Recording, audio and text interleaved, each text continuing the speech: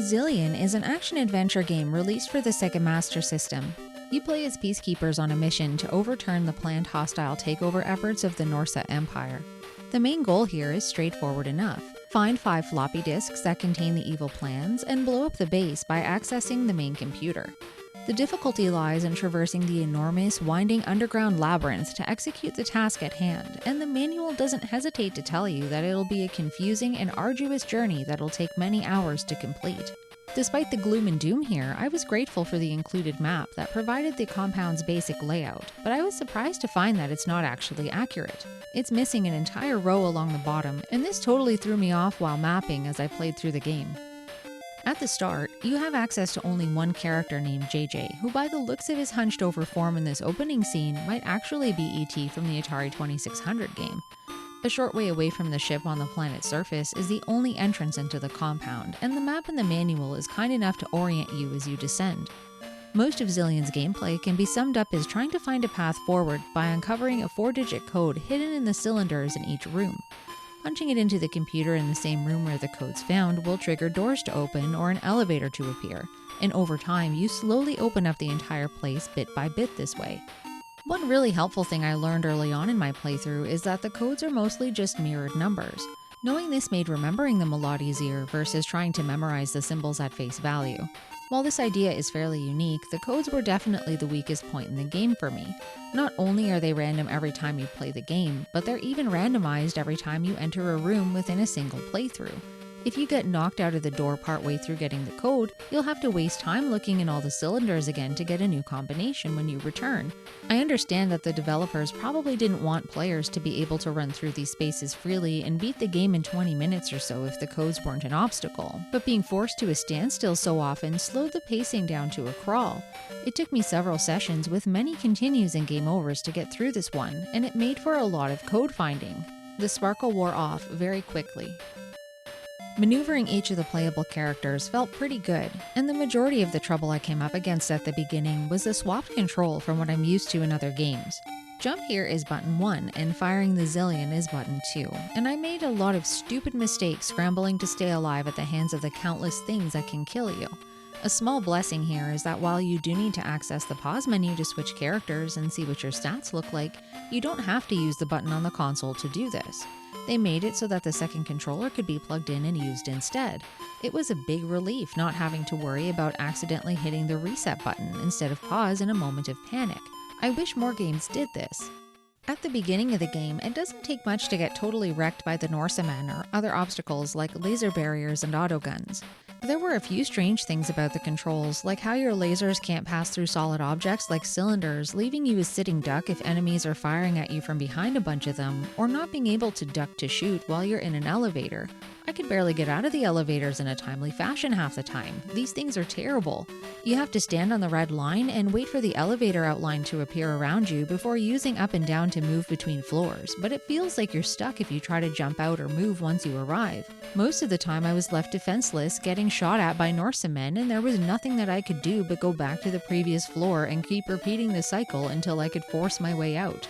Most places gave you some reprieve to walk out at least, but there were a couple of spots that were just terrible for defunct elevator shenanigans. The elevators paled in comparison to the horribleness of the landmines. They're everywhere in these skinny little hallways with no room to get around them. The manual went into quite a bit of detail explaining how to get past them, but following their instructions didn't really help at all, and you really just have to feel it out for yourself. Even with what I'd consider a ton of practice, I was still jumping on them instead of over them, even in my final run through the game. They're strategically placed to make your life miserable. This one room with 5 mines to jump over while 2 enemies shoot up at you from below was one of the few places that repeatedly ruined my progress.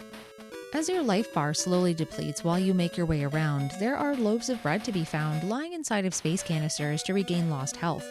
These are one-time only refills though, and if you die and have to make your way down from the planet's surface again, you're out of luck. You can return to your ship and visit Amy at any time for a full heal, and what's especially generous is a code in the game that warps you back to the main elevator no matter where you are in the compound.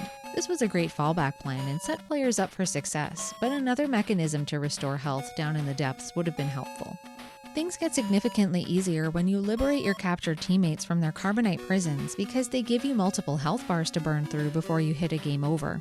While I don't think you have to rescue them to beat the game, each of the three brings their own unique strengths to the group when they first join, like Apple with her speed and jumping height, and Champ with his powered-up Zilean weapon right out of the gate. Their advantages start to blur as they're leveled up, and by the time all three playable characters are at their maximum level, they're virtually identical in terms of their stats. It's a pretty unique system because some of the only upgrades you ever see outside of leveling are for the Zilean gun. All other skills, including how much damage you take from obstacles in the Norse warriors, are tied directly to what your level is. These gains are found in cylinders around the base rather than coming from enemy kills. Apart from a slow start at the beginning of the game where it felt a little too easy to die, the increments you find these Opa-Opas at were pretty much perfect to keep you on pace with the difficulty curve. Blasting enemies in metal cans seems like an easy enough game on the surface, but Zilean's an adventure that takes some careful execution. It's almost like a resource management game more than an action one sometimes, because there are some spots where you simply can't avoid taking damage. Sometimes you'll enter a room and there will be both standing and kneeling enemies shooting at you, or you'll have no choice but to cross an infrared sensor and trigger a bunch of Norsemen to come raining down. There are a whole set of codes that can be entered into any computer to temporarily turn off some of these traps, but using them eats up one of the blue cards that you find. You can make the game a lot easier by turning off all the gun turrets and motorized walkways every time you enter a new room, but if you run out of cards, you're in deep trouble and you'll have to venture all the way back to the surface to see Amy at the mothership to get some new ones. Assessing the risks in each room and how much life you can stand to lose if things don't go according to plan was how I usually decided to inch forward, and more often than not, I hoarded all my cards and ate the damage instead. Even in the best of times, the fact that there are only 3 continues is a constant looming threat over JJ and his comrades, and you lose one of them whenever all of the characters you found lose their lives. Tripping on one too many mines, getting shot back and forth in a match of human ping pong between 2 rooms, falling through laser barriers due to mistiming jumps, or even ending up overwhelmed by respawning guards in the hallways can be a one-way ticket to Hee Hee Hee Town. By the time I was hurtling through my victory run, I was making it to the end without losing a single life. There were a few rooms in particular that sabotaged what I'd call my very best attempts through the compound, but using the tools that the game provides was helpful to build my confidence, especially the Warp A function to try again from the top with a clean slate if things started going badly. I enjoyed that Zilean never felt easy, but it definitely got easier as the game went on. There was a genuine feeling of becoming stronger as you leveled up your characters. Even though you didn't have to backtrack a lot, when you did, it was really rewarding just to blow through those early sections that saw you begging for mercy at level 1, and this includes blasting away mines with the powered-up Zilean gun. With enough courage to keep trying, things can and will get easier, but I'd be lying if I said that I didn't tally up a lot of failures on the way to that final winning run. While there's not a lot of true exploration in Zilean in the sense of wandering off the beaten path and finding hidden power-ups, there is some of it to be found if you look hard enough. The manual points directly to a few opportunities in a section that suggests trying some of the special codes in the rooms they've outlined. These can reveal where to shoot walls to uncover secrets among other hints and tips, but some of these are blatant lies. I don't think it was intentional, but the manual says to put the suicide code into the computer in room C4, but it actually murders you instead of giving you a hint. That's a lesson you'll only need to learn once. Zilean is, at its core, a difficult game with very high stakes but equally high rewards for those that are willing to commit themselves to the task and see it through to the end.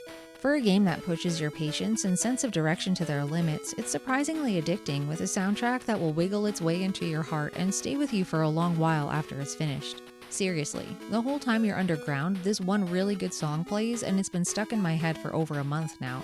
I can't see myself coming back to Zilean again anytime soon, but for what it's worth, in my mind it proudly stands beside other great experiences that see you disappear deep underground on a mission like Legacy of the Wizard or even Pitfall 2.